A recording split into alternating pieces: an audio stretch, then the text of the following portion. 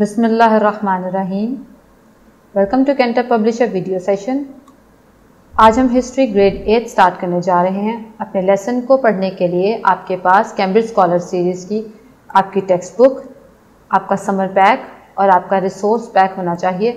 ہمارا سمر پیک آپ کو اس لیسن کو بہتر طریقے سے پریکٹس کرنے میں آپ کی مدد کرے گا، جبکہ ہمارا ریسورس پیک ہمارے پرنسپل، ٹیچرز اور پیرنٹس کی گائیڈنس کے لیے ہے.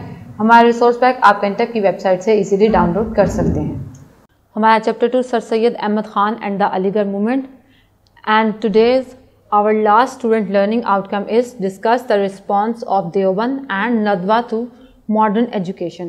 آج ہم دیوبند اور ندوۃ الاسلام ان دو امپورٹنٹ انسٹیٹیوشنس کے بارے میں پڑھیں گے اور ان کو بنانے کا کیا مقصد تھا اس کو دیکھیں گے. First of all, we will discuss Darul Uloom Deoband.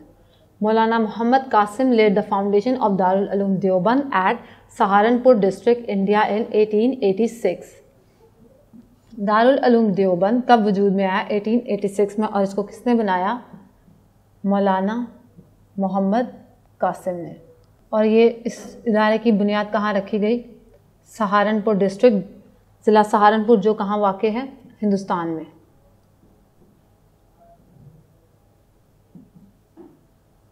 It was formed to educate people in Islamic sciences. اس ادارے کو بنانے کا مقصد کیا تھا؟ کہ مسلمانوں کو اسلامک گراؤنڈ پر تعلیم دی جائے، مذہب سے ریلیٹڈ تعلیم دی جائے، اسلامک سائنسز کو فروغ دیا جائے.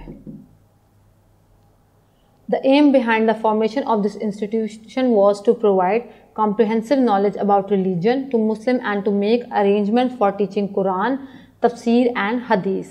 اس کا مقصد کیا تھا؟ مسلمانوں کو قرآن کی، تفسیر کی اور حدیث کی تعلیم دی جائے، یعنی کہ پیورلی اسلامک نالج ان کو دیا جائے. The other purposes was to promote the spirit of Islam and establishment of Arabic institutes. اور اس کے ساتھ ساتھ اس کا اگلا مقصد کیا تھا؟ کہ یہاں پر کے لوگوں میں ان کے مذہب کا جذبہ بیدار کیا جائے، اور ساتھ ساتھ جتنے بھی اس سے ریلیٹڈ انسٹیٹیوٹس ہیں جو کہ اسلام کو اور عربی کو پروموٹ کرتے ہیں، جتنے بھی عربک انسٹیٹیوشنز بنائے گئے ہیں ان کو بھی ساتھ ساتھ پروموٹ کیا جائے for Islamic values. In subcontinent it was the largest institution for the dissemination and propagation of Islam and the biggest headspring of education in Islamic sciences. بر صغیر کا یہ سب سے بڑا ادارہ مانا جاتا ہے جس کا مقصد تھا کہ مسلمانوں میں اسلام کو، اسلام کی تعلیم کو، قرآن کو، تفسیر کو، حدیث کو فروغ دیا جائے اور اس کے لیے کوششیں کی جائیں. This effort was appreciated by other institutions and they linked themselves and arranged seminars around the world. اور ان کوششوں کو دوسرے مختلف اداروں نے بھی سراہا اور اپنے ساتھ ان کو اس ادارے کے ساتھ جڑ گئے تاکہ وہ بھی اس کا ایک حصہ بن سکیں اور مسلمانوں میں مذہبی تعلیم کو فروغ دے سکیں. Now see the ندوۃ الاسلام. In the second half of the 19th century, many educational institutions were founded to educate the Muslims of India. 19ویں صدی کے وسط میں بہت سے ایسے تعلیمی ادارے بنائے گئے جن کا مقصد کیا تھا؟ مسلمانوں کو، ہندوستان کے مسلمانوں کو تعلیم دینا. The aim was to make Muslim equal in all terms, اور ان کو ہر لحاظ سے برابر بنانا. In this regard, one of the major education institutions was that of Nadwatul الاسلام. اور اسی زمرے میں ندوۃ الاسلام کا ایک اہم کردار ہے، اور وہ کیا ہے؟ The two of its predecessors, the علی گڑھ school and college and Darul Uloom Deoband were in contrast to each other. اس ادارے کے بننے کے بعد جو دو ادارے بنے، علی گڑھ اور دارالعلوم دیوبند، یہ دونوں ادارے ایک دوسرے سے بالکل مختلف تھے. علی گڑھ emphasized on modern education, western education, fruitful for the Muslims of India, while Deoband on the other hand was to make Muslim a progress nation by enhancing their religious spirit and knowledge of religion. علی گڑھ کو بنانے کا مقصد کیا تھا؟ کہ مسلمانوں میں ماڈرن ایجوکیشن کو پروموٹ کیا جائے، انگلش لینگویج کو پروموٹ کیا جائے، جبکہ دارالعلوم دیوبند کو بنانے کا مقصد کیا تھا؟ کہ اسلامک سائنس کو اور ریلیجیس نالج کو پروموٹ کیا جائے. یہ بالکل دونوں ادارے ایک دوسرے سے مختلف تھے. In those circumstances, there was a great need of emergence of an institution that could deliver the two types of education at the same time at one place.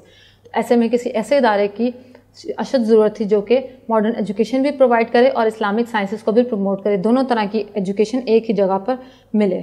It also wanted to remove the social evils and extremist educational ideas.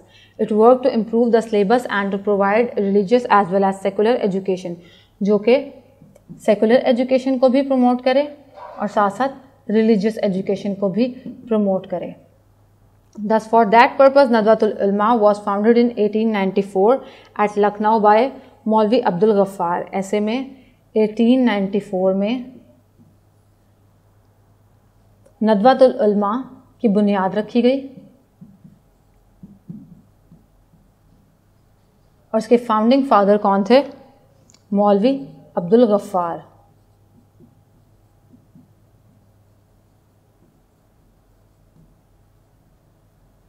who was working as a deputy collector for the British government of India, جو کہ اس وقت ہندوستان میں deputy collector کے طور پر کام کر رہے تھے British government کے انڈر. تو یہ تھا ندوۃ العلماء, جس کا مقصد کیا تھا کہ جس طرح سے علی گڑھ یونیورسٹی مسلمانوں میں ماڈرن ایجوکیشن کو پروموٹ کر رہی ہے اور دارالعلوم دیوبند اسلامک سائنسز کو پروموٹ کر رہا ہے, تو ایسے میں ان کو ایک ایسے ادارے کی ضرورت تھی جو کہ سیکولر کے ساتھ ساتھ ریلیجیس ایجوکیشن کو بھی پروموٹ کرے, اور اس کے لیے 1894 میں مولوی عبد الغفار نے ندوۃ العلماء کی بنیاد رکھی, جہاں پہ یہ دونوں طرح کی ایجوکیشن پروموٹ کی جاتی تھی. Now see the homework from your summer pack. Here is an activity for you. آپ نے پچھلے 3 جو لیکچرز دیکھے تھے ان تینوں کے بعد آپ اب اپنی اس ایکٹیویٹی کو کمپلیٹ کر سکتے ہیں کیونکہ یہ ان سے بھی ریلیٹڈ ہیں. Write down the foundation history of the following institution and also mention about the current status. آپ کے سامنے کچھ ادارے ہیں, ان کے بارے میں آپ نے لکھنا ہے کہ ان کی فاؤنڈنگ ہسٹری کیا ہے اور اس کے ساتھ ساتھ ان کا اس وقت موجودہ دور میں کیا اسٹیٹس ہے. ندوۃ الاسلام جو کہ آج ہم نے ڈسکس کیا, ایم کالج ہم اپنے پریویس لیکچر میں ڈسکس کر چکے ہیں, اسلامیہ کالج پشاور بھی ہم اپنے پریویس لیکچر میں ڈسکس کر چکے ہیں, اینڈ دارالعلوم دیوبند جس کو ہم نے آج ڈسکس کیا. تو آپ ان چاروں اداروں کے بارے میں لکھیں اور ان کی کرنٹ اسٹیٹس بھی بتائیں. And now see the textbook. Here is a question of MCQ number 5 from your book. Darul Uloom and Nadwatul Ulama were founded to promote religious education. These institutions are located in, یہ دونوں institution جو بنائے گئے مذہبی تعلیم کو فروغ دینے کے لیے یہ انسٹیٹیوشن کہاں واقع ہیں؟ Punjab and Lucknow, and WFP and Sindh, Saharanpur and Sindh, اور Saharanpur and Lucknow. Identify the right location of these institutions. And now see a brief question from your book which is briefly explain Nadwatul العلماء. ندوۃ العلماء کے بارے میں آپ شارٹ انٹروڈکشن لکھیں کہ وہ کیا ادارہ ہے اور اپنا ہوم ورک کمپلیٹ کریں.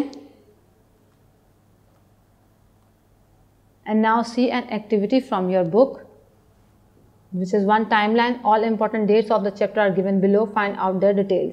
آپ کے سامنے کچھ امپورٹنٹ ڈیٹس رکھی گئی ہیں, ان ڈیٹس پر ہونے والے ایونٹس کے بارے میں آپ ہمیں بتائیں. جس طرح سے ایگزامپل کے طور پر 1857 کو لے لیں تو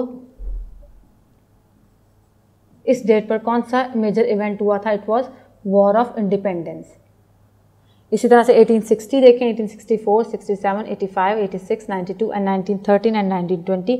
ان تمام ڈیٹس میں ہونے والے میجر امپورٹنٹ ایونٹس کے بارے میں لکھیں. And then see the question number 2. There are many dimensions to Sir Syed Ahmad خان's personality.